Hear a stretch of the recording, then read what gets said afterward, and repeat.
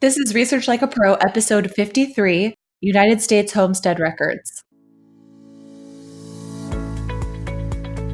Welcome to Research Like a Pro, a genealogy podcast about taking your research to the next level, hosted by Nicole Dyer and Diana Elder, accredited genealogy professional.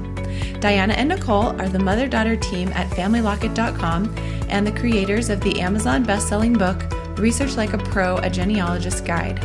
I'm Nicole, co-host of the podcast. Join Diana and me as we discuss how to stay organized, make progress in our research, and solve difficult cases. Let's go. Hi, everyone, and welcome to the show. I'm Nicole Dyer, co-host of the Research Like a Pro genealogy podcast, and I'm here with accredited genealogist Diana Elder. Hi, Diana. How are you?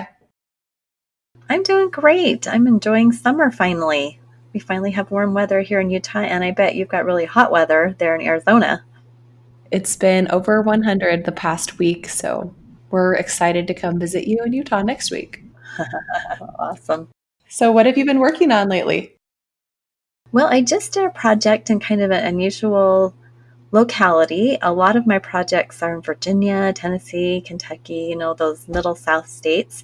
But this one was actually in my area of accreditation, the Gulf South, and it was Louisiana, Mississippi, right there on the border. And this was from about 1780 to about 1820.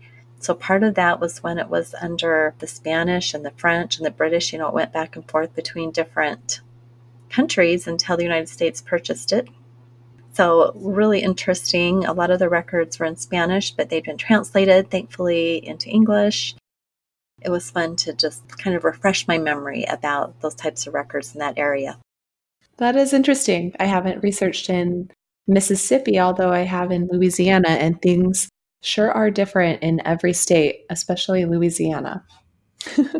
Yes. And the land was measured differently under the Spanish. It was measured in arpents. ARPENTS.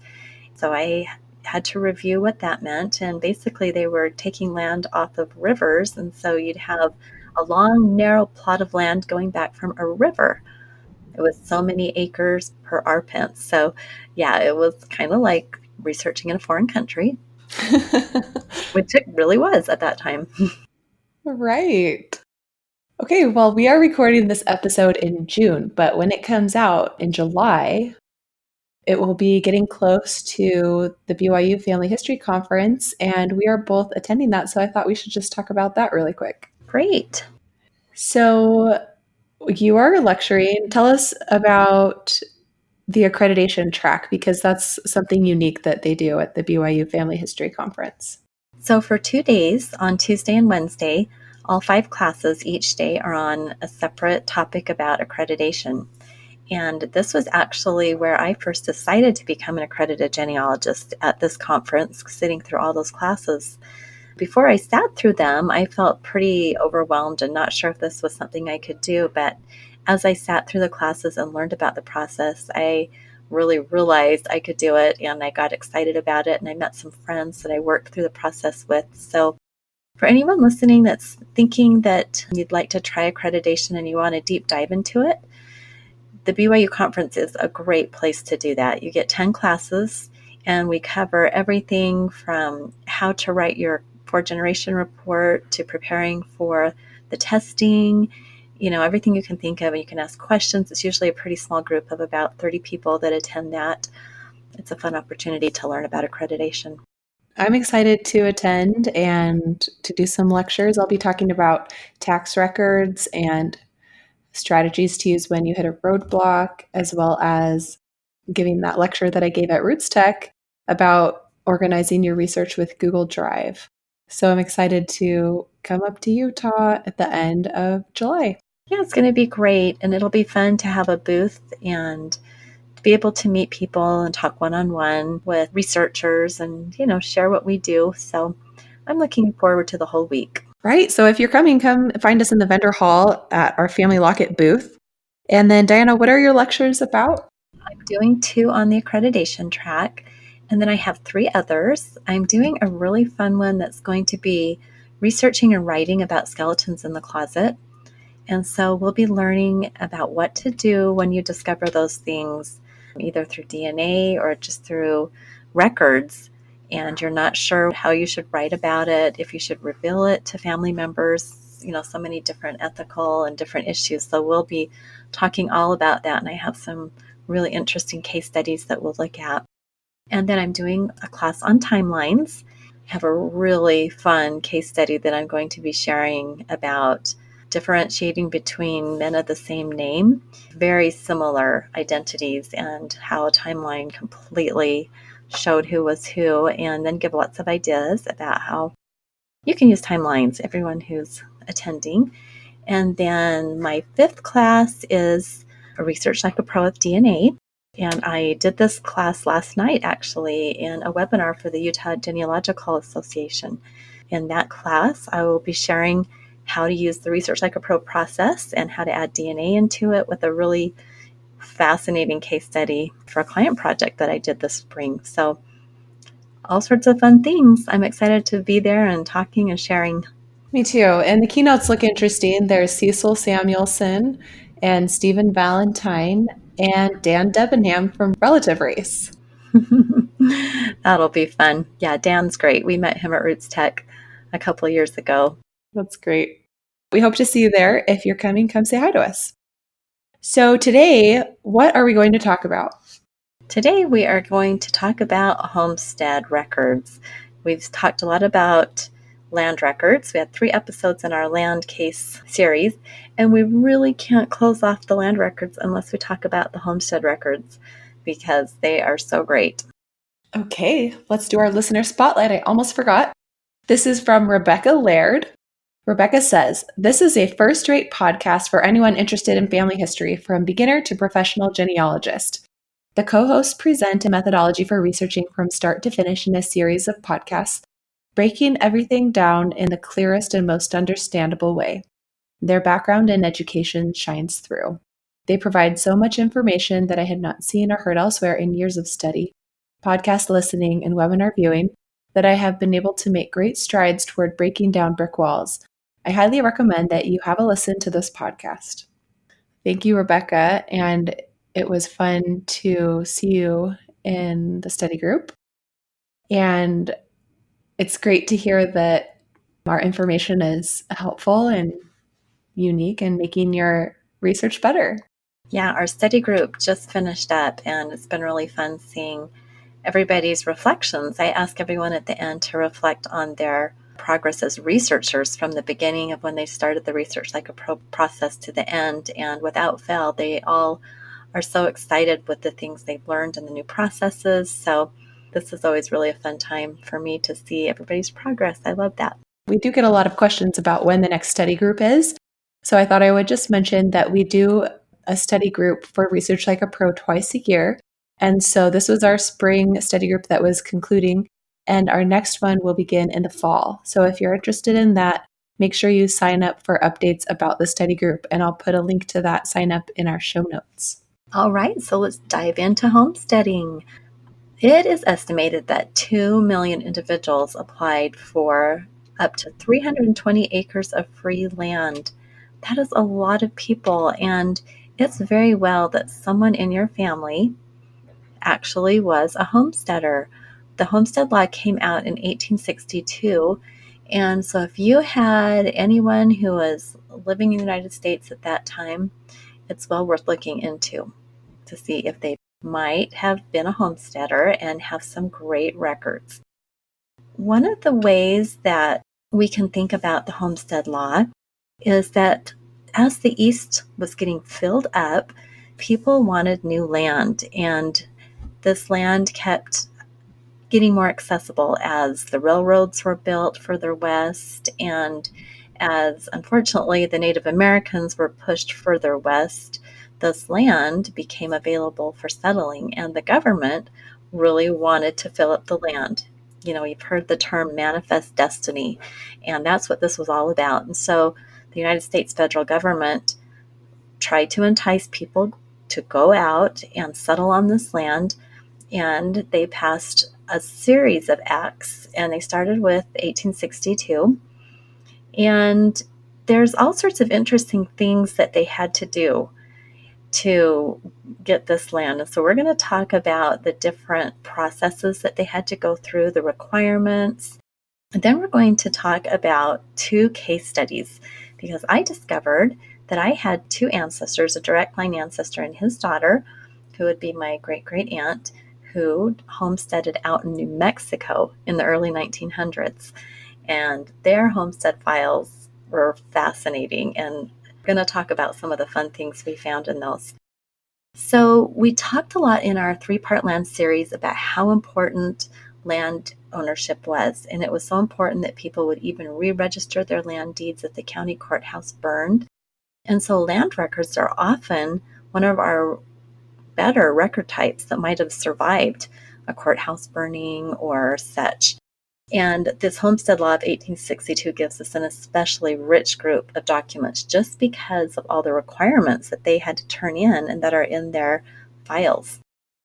So before we do that, let's just review for anyone listening. I know if you are like me, all of you listening, you have to hear things 2 or 3 times to get it through your head. And we've talked a little bit about state land state and federal land states, but let's just do a quick review so we get this in our heads. So Nicole, why don't you just do our little history review of state and federal land states? So in the United States, there are 2 kinds of states as far as land goes. There's either a state land state or a federal land state. And this refers to who distributed the land. So the federal government or the colony or the state. So if you want a handy list of which is which, you can go to the FamilySearch Wiki article entitled United States Land and Property. And it even has a map that shows which state is a state land state or a federal land state. So an easy way to remember what is what is that the 20 state land states are all the states on the Atlantic seaboard minus Florida, plus Hawaii, Kentucky, Tennessee, Texas, and West Virginia. So part of the reason why these are state land states is that they were primarily settled by the time of the Revolutionary War when the federal government for the United States was created, or that state was just distributing their own land. So in general, that's the explanation for why they're state land states. The 30 federal land states include all the rest. So after the Revolutionary War, the new federal government found itself greatly in debt, and that's why they decided to start distributing land in the other states through the federal government, because they had a lot of one commodity that all of its citizens wanted, and that was land. So the federal government set up a system to survey and sell all of the unclaimed land that was in the public domain. And they divided the land into 36-mile townships, which were then further divided up into 1-mile square sections. And you can go read all about this in the FamilySearch Wiki article entitled Rectangular Surveys, and then you can see visually what that looks like. The federal land states used this system for describing each parcel of land that our ancestors acquired. And you'll see land descriptions like the northwest quarter of Section 22 in Township 4, north of Range 32, east NMPM. So that's a typical description of the land in a federal land state.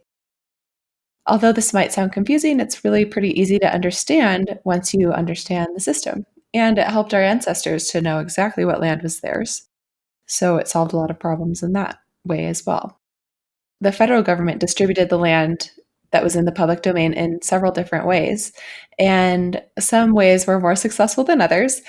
There was a large influx of immigrants in the 1850s, and the aftermath of the Civil War created a need for land to be claimed and settled by the masses. So that's when the 1862 Homestead Law came into being. And initially, this law enabled a settler to receive up to 160 acres of land once they had met all of the requirements.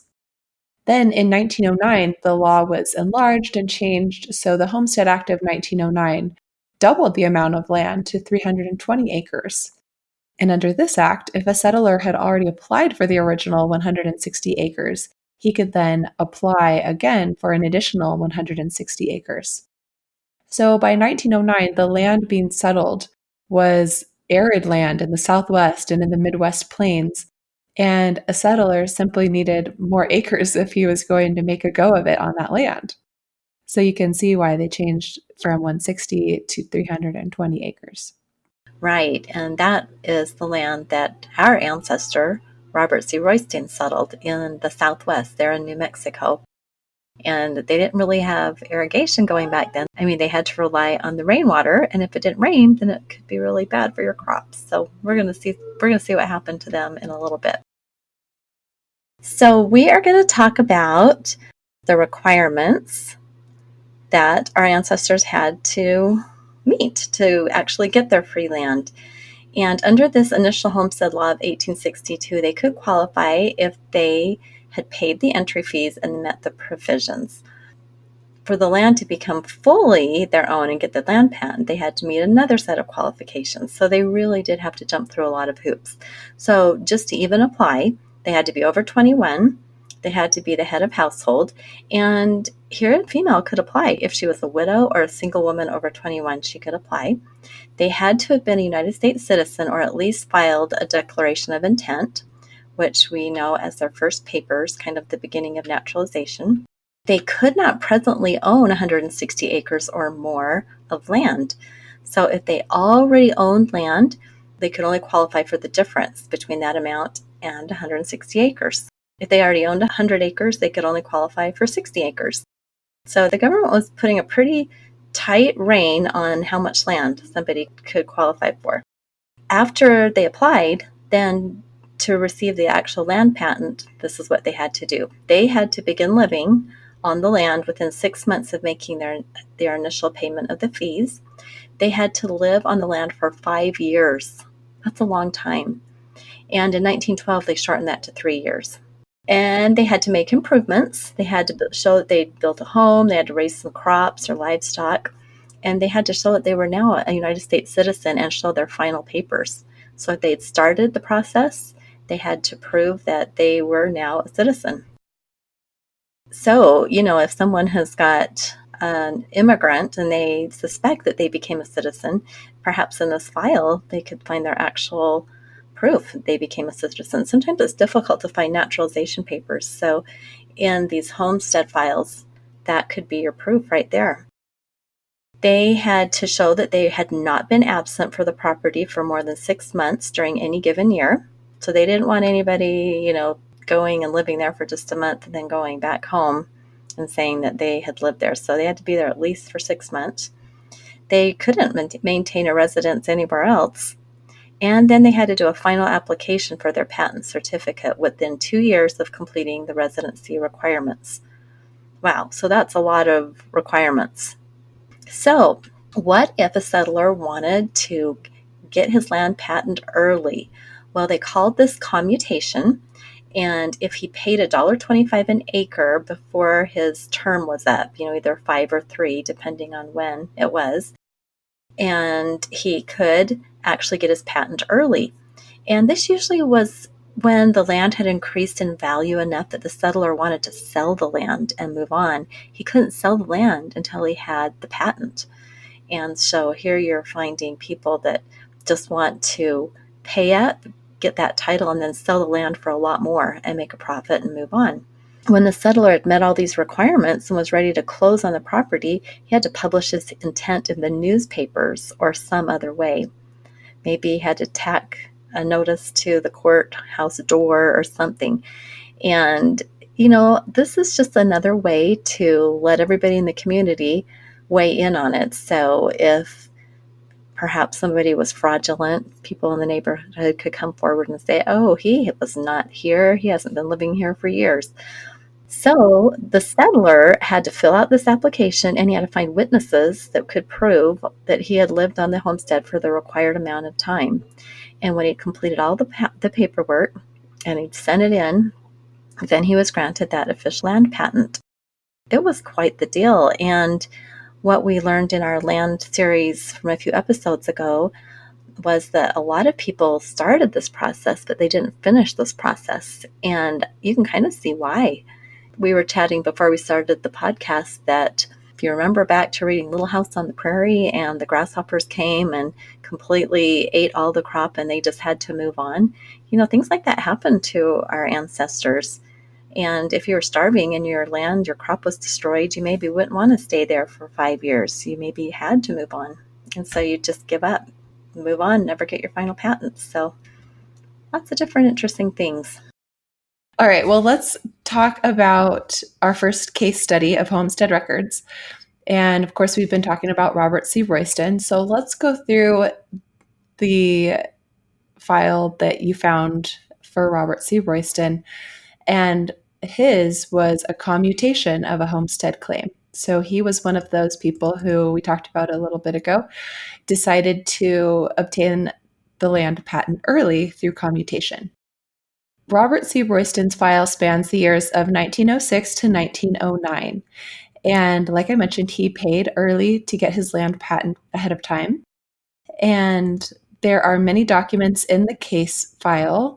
So let's just go through them. And they're all organized into this nice timeline because when Diana transcribed them, she put them into a timeline. And I'm looking at this and I'm seeing that he states he was a resident of Indian Territory. So he couldn't have owned land. That's why he could apply for the homesteading under the homesteading law, because he was just leasing the land under Indian Territory. All right, well, that makes sense. So there we go. That answered our All right, question. well, let's jump into that one. So the first date that we have is August 4th, 1906. And on Robert's homestead application, it states that he is of Parks IT, which stands for Indian Territory, and is applying to homestead the northwest quarter of Section 22 in Township 4, north of Range 32, East NMPM.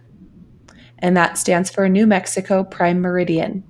And also in the application, he swears that since 1890, he has not acquired title to nor claims any amount of land that will exceed 320 acres combined with the land previously described. So that was all from the application. And next, on that same date, for August 1906, is Robert's affidavit of identity.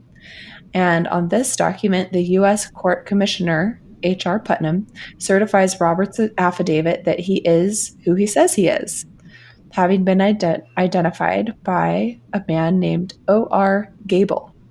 Okay, so I really want to know who O.R. Gable was. This is a good example of an associate, isn't it? That someone in the community that identified him. Maybe it was just someone passing by on the street, or maybe it was, somebody important to him. I'm guessing it was probably a neighbor.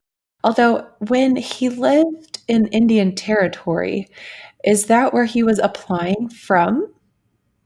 Or did he go to a different court? That's a great question. It doesn't really tell us here. I don't know where he made that application because from. You would think, question. Nobody in New Mexico would know him. So it's got to be somebody that knew him from Indian Territory. And I'm guessing that he applied in the closest court nearby where he resided in Indian Territory. Yeah, that makes sense. And we could do some research and see where that U.S. Court Commissioner, H.R. Putnam, was from, where he was presiding, and that would give us our answer to that. Good question. So the next document was from 2 days later, August 6th, 1906, and it's a receipt for payment of $16, 16 by Robert C. Royston for the entry of northwest of Section 22 in Township 4, north of Range 32 East. So that $16, was that part of the requirement to pay an application fee? Yes, that would have been his application fee. All right, so then there are about 2 years that go by, and the next record is May 28th, 1908. And in this record, Robert gives notice that he intends to make final commutation of proof to establish his claim to his homestead entry. And it was entry number 9393. And he presents 4 possible witnesses, and then he pays a $7 fee to publish this intent in the newspaper, which was called the Melrose Enterprise, and it had to be published for 6 consecutive weeks. So basically publishing to all the neighborhood that he was planning to make final commutation of proof to establish his claim. Then the next record is from July 21st, just a month and a half later, that the register at the Roswell, New Mexico land office certified that he posted notice of his intention to make final commutation for 43 days, and it lists the date range from June 9th to July 21st in 1908. So he could check that box that he did that requirement for publishing his intent to make final commutation.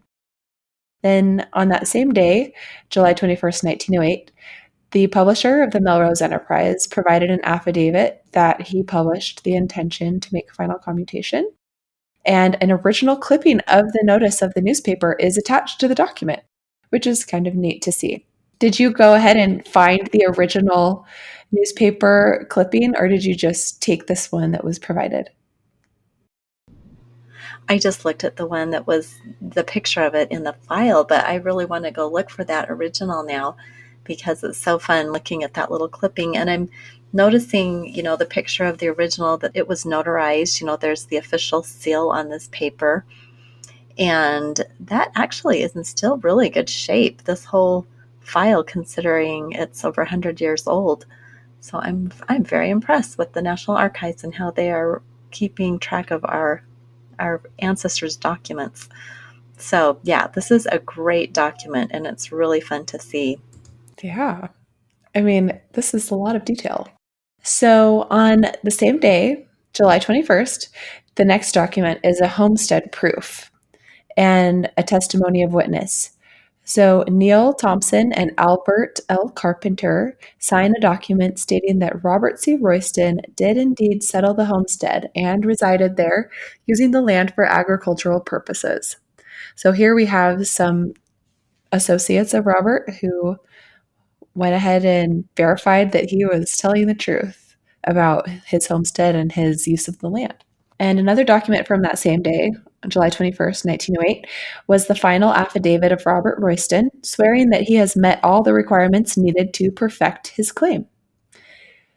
Then, a few months later, in November in 1908, there was a document which was a notice that his offer of commutation of proof has been received, and he was asked to send $200 within 10 days, or his proof would be rejected. And so he was basically being told, great, you can do this commutation. You just need to finish it up by sending $200 in. And on the notice, it said he could pay with a draft on the Roswell Bank in currency, express, or a post office money order. Then a few days later, November 9th, 1908, the document is a final certificate stating that Robert Royston, residing at Melrose in Roosevelt County, New Mexico, has made payment of $200 and shall be entitled to receive a patent for the land mentioned above. So, wow, that was a lot. It was a lot, and it's kind of fun to compare all of that to the requirements that we talked about earlier and see exactly how he met each one of those requirements so that he could get his land patent. Now, when I first looked at this, I'd never gotten a file like this before, and I was, of course, just scanning through it really fast because I was so fascinated. And here's the page that I came to that I just loved, and this is where he is giving his own testimony. It's called the Testimony of the Claimant, and it's his own homestead proof. So in this is where we get the details. And Robert says that he is 60 years old and that he was born in Alabama. And he is a native-born citizen of the United States. And he says that on 15 October 1906, he began permanent occupancy in a wagon house. So he applied in August and made his payment. And then he right away, remember, within 6 months, they had to start living on the land. So August, September, October, 2 months later, he has taken his wagon over from Indian Territory over to New Mexico and has this great house that's a wagon house. But then on 25 October 1906, 10 days later, he began permanent occupancy of a house that was half of a dugout, 14 by 31 feet, with a shingle roof, 1 door, and 4 windows.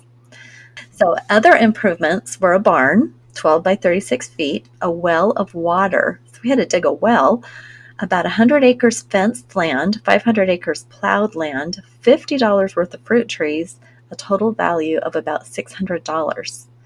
So he had to have had some money to go in there and do all that. Now, he says his family consists of his wife, one child, and himself. They resided continuously on the land.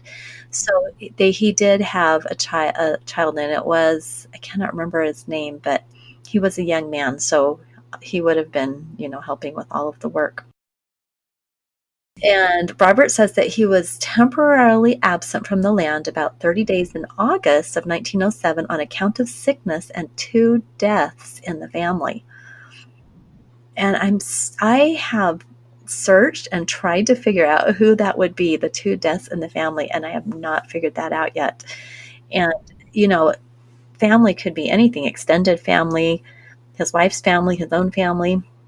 So I'm still, sort of wondering where he went. He left for 30 days, so I'm guessing he went back to Oklahoma Indian Territory area, and that's what he's talking about. So anyway, the interesting thing about finding a record is that it always raises more questions and more opportunities of research, doesn't it? It answers questions, but then it always raises even more questions for us. So on 17 June 1909, the land patent was issued to Robert C. Royston. So it took him 3 years. He paid up early, got his land 3 years, and he sold. I need to get that land record now, of him selling, because 1910 finds him in Arkansas. He moved back east to Arkansas. I mean, I can just imagine trying to keep his $50 worth of fruit trees watered. He had a well, so that was good, but he probably just was done. And Arkansas Indian Territory, he was living in an area with plenty of water, and it was lush and beautiful. And yeah, he was done with that desert. So it was really fun when I found this, because when I first started research, I found, remember we'd find the land patents on the Bureau of Land Management website, but we had no idea that there was an entire case file behind those land patents. Those land patents are great because they tell you that your ancestor got the land, but these homestead case files are rich with information and so well worth ordering. So, up until this point, I only had Robert and his wife was Isabel in the census records, 1900 and 1910, and had no idea what happened in between. And so now I've got the whole picture of this older couple, and here's their son. He was Everett, and he was 14 years old. And Robert was 58, and Isabel was 48. So she was younger, but still, she'd had several children, and she was probably getting a little tired. So it's no wonder that Robert chose to go the commutation route and pay early to get his patent so that he could sell that land. He actually died not long after this. He died in 1915. And when I got Isabel's widow's pension, because he was a Confederate soldier, it stated that for the last 2 years he had had the mind of a 2-year-old. So, it makes me wonder if perhaps he had started, his mind had started failing while he was out there. Wow. Well, I'm also looking at the family group sheet for the family, and poor Everett, he died in 1911 when he was just a young man. You said he was 14 years old when they first started the process of homesteading, and then he died not too long after that.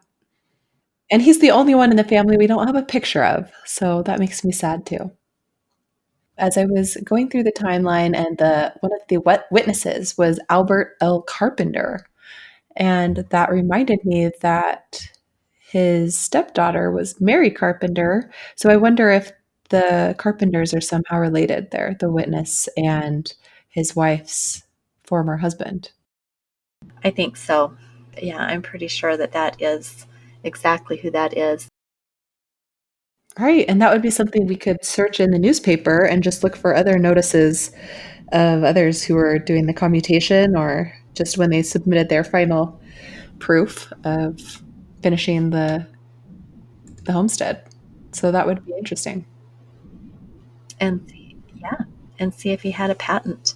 And on that website, the Bureau of Land Management, you can click on your ancestor's patent and then you look at the map and you see all the people around them who also got a patent.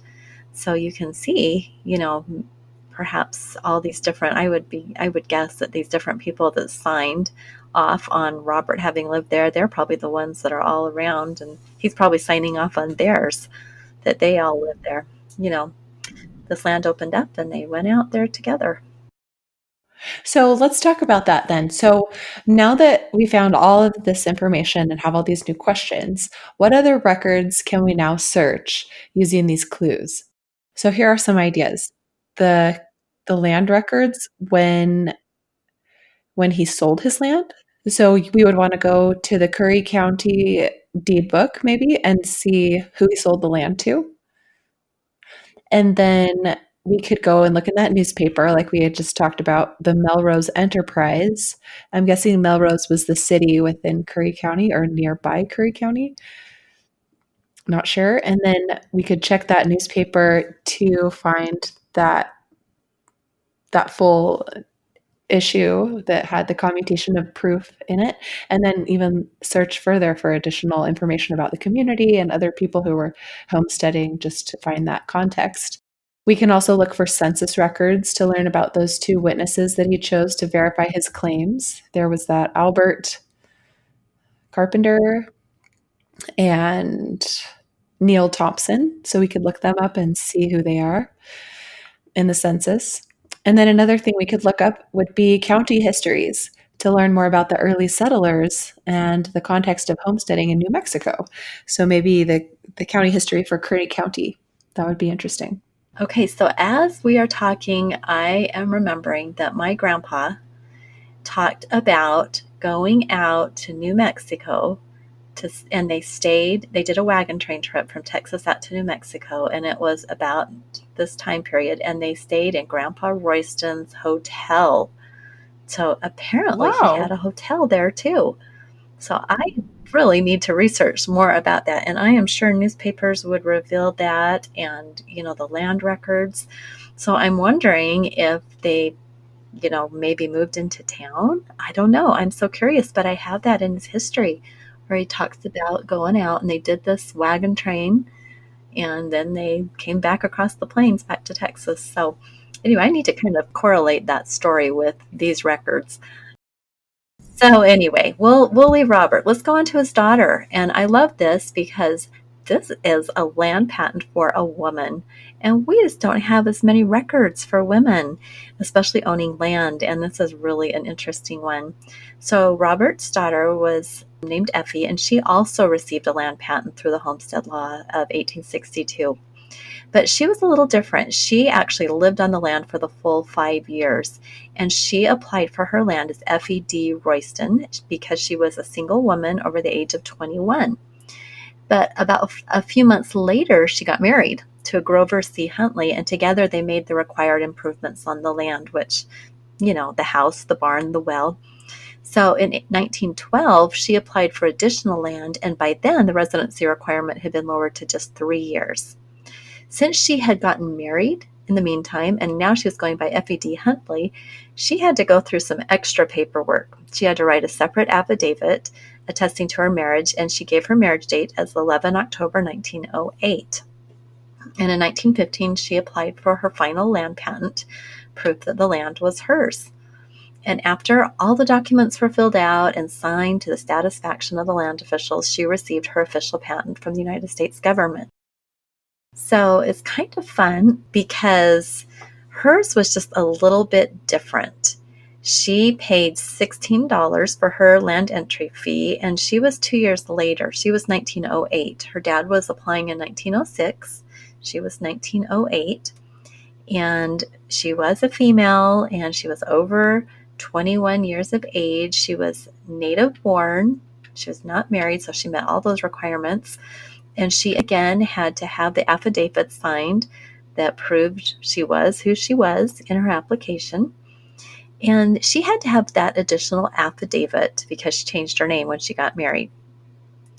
And in 1912, she swears in an affidavit she is the identical person who made the homestead entry in 1908 as Effie D. Royston. And then she gives her marriage date. This was really cool because I had not been able to find a marriage record for her. And so here she gives her marriage date. So you never know what you're going to find in these records. I did have the thought that if she was applying for her own land as a single woman in 1908, that she probably still lived with her parents in 1906. But by the time Robert made his 1909 statement of who his family was, she had gotten married. So do you think that she was probably living with them in 1906? Possibly. And since she was the second youngest, she and Everett were probably still there, but then she got married, and then in 1909 she was gone when he did his testimony of claimant on the homestead proof and said his family was him and his wife and one child. You're right. And she says that she is a resident of Melrose, Roosevelt County, New Mexico. And I remember Melrose. I swear that is where my grandpa said the hotel was in Melrose. So that is ringing a bell. So yeah, she must have moved out with her parents. And then she applied for her own land once she turned 21. Interesting. I love how we can make so many conclusions and connections by really thinking about how it must have been. So in 1912, an additional homestead entry allowed Effie D. Huntley of Plain, New Mexico. She did an additional homestead entry, and now with her married name. And in 1915, she gives notice that she'll make final 5-year proof to establish her claim to her land along with 2 witnesses. And it's noted that she's paid $7 in full for the publication of the proof notice for 5 weeks in the Pioneer News. So there again, we can go look for that original newspaper. And in 1915, we get the notice that Effie D. Huntley, formerly Effie D. Royston, has filed notice of intention to make final year proof. And Lee Norris, the foreman of the Pioneer News, published weekly at House, New Mexico, swears that a copy of the attached clipping was published weekly for 5 consecutive weeks. Oh my word, they really wanted to make sure that everything was above board. So many things that they had to do. Right. So after that clipping was Effie's final proof, right? So on 15 March 1915, she did her testimony of claimant, just like Robert did his, where she gives all the interesting details. So here's some of the details. She was 28 years old, a resident of Plain, New Mexico, born in Oklahoma. She's married with a husband and 2 children. Her husband was born in North Carolina and has not made a homestead entry since their marriage on October 2nd, 1908. They established residence on the land on October 6th, 1908, and they were absent several times from the homestead. Now, this is interesting. They had to give the exact dates that they were absent, and I wonder how accurate these can be looking back. Well, I was gone exactly from June 1st to October 9th, 1909, and this is 1915. I have my Google Calendar so I can go back and see when I said I was going on vacation and stuff, but it just makes me wonder, if they're just kind of estimating these dates or if they had them really written down. So they were also absent November 15th to March 15th from 1909 to 1910, which is kind of a long time, from November all the way to March of the next year. And then in 1910, they were absent from June to September, but they returned to gather the crop. And then from 1910 to 1911, they were absent again from November to May. And it says they were working at Clovis, New Mexico to earn the support and the means with which to buy a team. They were sort of snowbirds. They were taken off when it was really hot. Well, the one year. So they probably needed to go earn money every single time they left. They must have just been out of food or out of money or just, wow, they must have been really struggling, I guess. Who knows? But it's interesting. She also described their crops for each year, which is fascinating. So in 1909, they had 10 acres in maize. And this is sad. It was a failure. It was probably a drought. No rain, no maize. The crop failed. Ugh. And that's when they left, right after that, in June through October. And then in 1910, they did 10 acres of millet, maize, and corn, harvesting a light crop of forage. In 1911, the crop was beans, maize, and corn, and they harvested 300 pounds in beans. That sounds like it was a good year, and it doesn't say that they left that year, so that was good.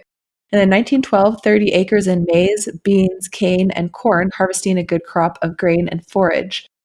And, it says that they bought a team in 1910, so I'm thinking that once they had a team, which I'm assuming is a team of horses, they must have been able to plow a lot more and just do a much better job with the farm and had a lot more success after that. Well, they went from doing 10 acres, now they're going to 42 acres. So they're getting more of the land, going each year.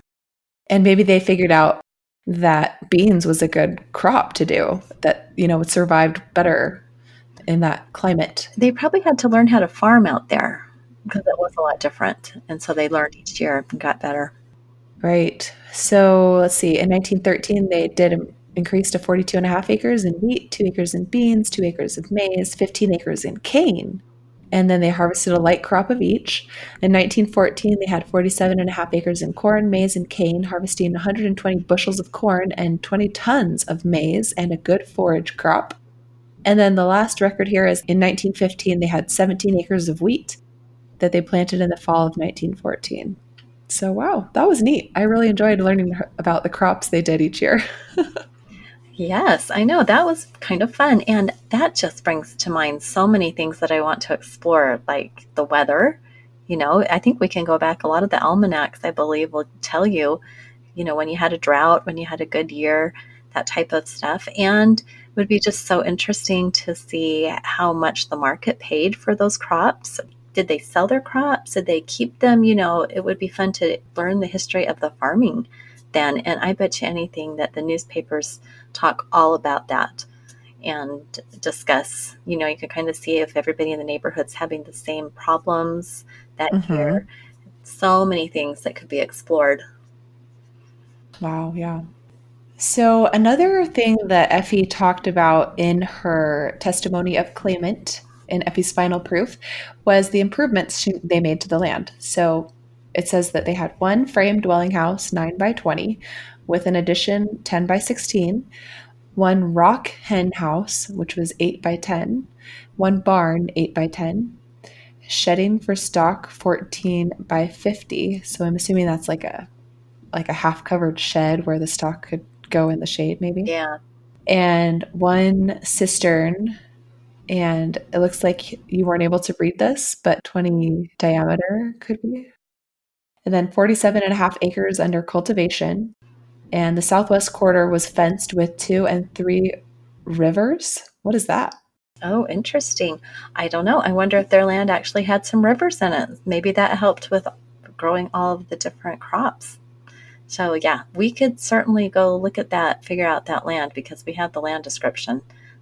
It's interesting to compare what they did with the land to her father.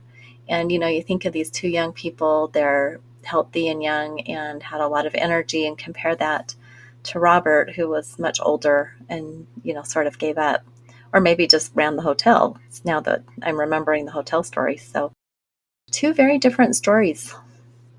All right. Well, what's next? So there were the final proof with the testimony of witness on March 15th, 1915, where Charles Rhodes swears that the entry woman resided on the land, leaving for a few months to earn a support.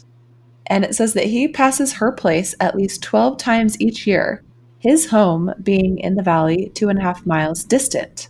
Now that's really interesting because then it gives you a picture of who these witnesses typically were. And he was a neighbor who passed her place so he could see what she was doing and when she was gone. And he wasn't that close of a neighbor, 2.5 miles away. It makes you just wonder if they were very solitary. Oh, yeah, that's a good point. If he was the closest neighbor. Well, let's look at the other neighbor. So, another witness was George W. Roach, who was age 72, and he was from Plain, New Mexico, and he also swears that the entry woman resided on the land, giving the dates they were absent to earn a support and the means with which to buy a team. Their best horse died in 1909, which was when they had a crop failure, which is sad, and they left for most of that year. So that helps you kind of see that 1909 was a bad year for them.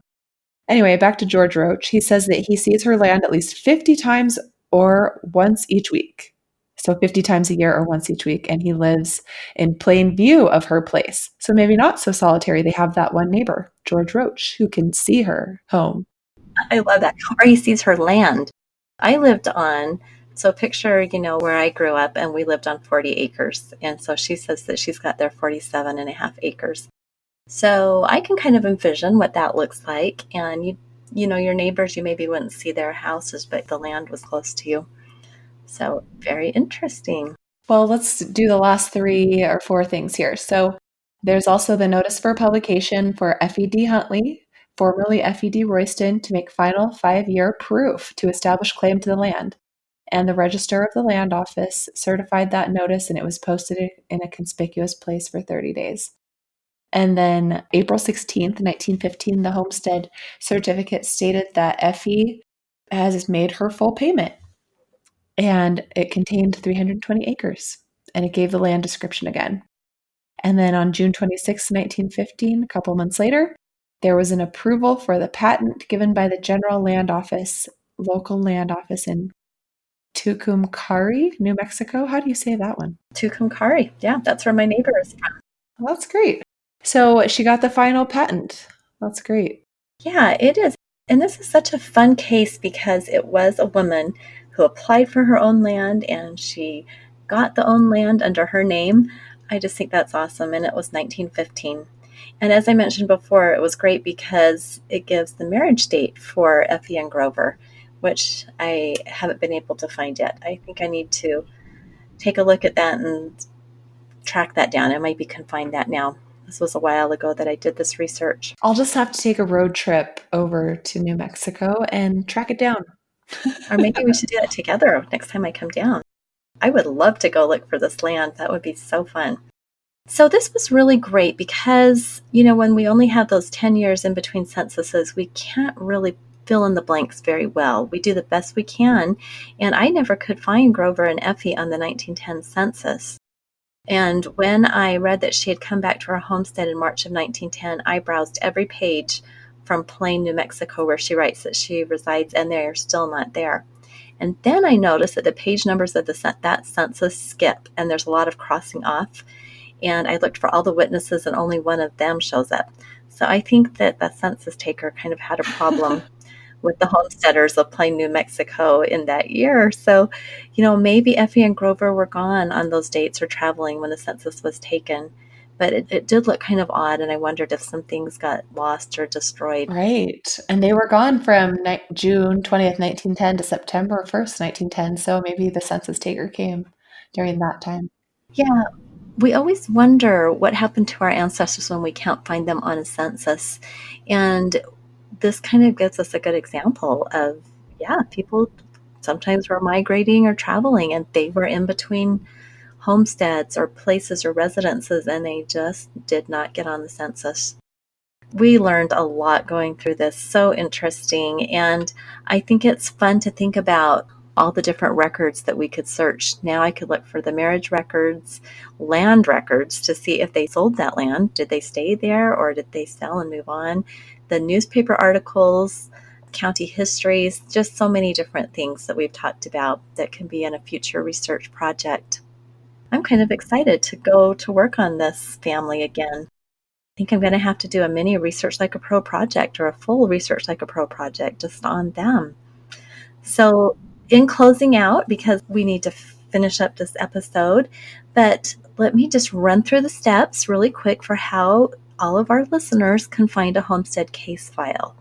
So first, you look on the Bureau of Land Management website. That's at glowrecords.com, GLORECORDS.com, and we'll have a link to that in the show notes. And if you find your ancestor there, you'll know that his land patent or her land patent was approved. Now, just a note on this website, you have to have the exact spelling. So if you're not finding your ancestor, try all the different variants of their surname that you've used. So I like to go search by surname and state and see if I can find all the different patents. And then once you find the patent, there's the document number there, and that's all you need to order the case file. You can either fill out a form called the NATF Form 84 and mail it to the National Archives, and they charge a fee.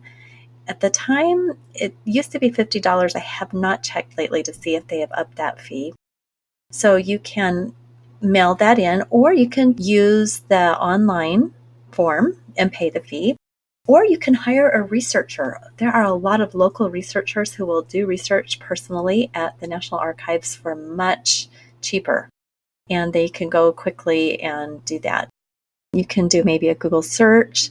And Nicole, I believe you've used Twisted Twigs, is that right, to pull files at the National Archives?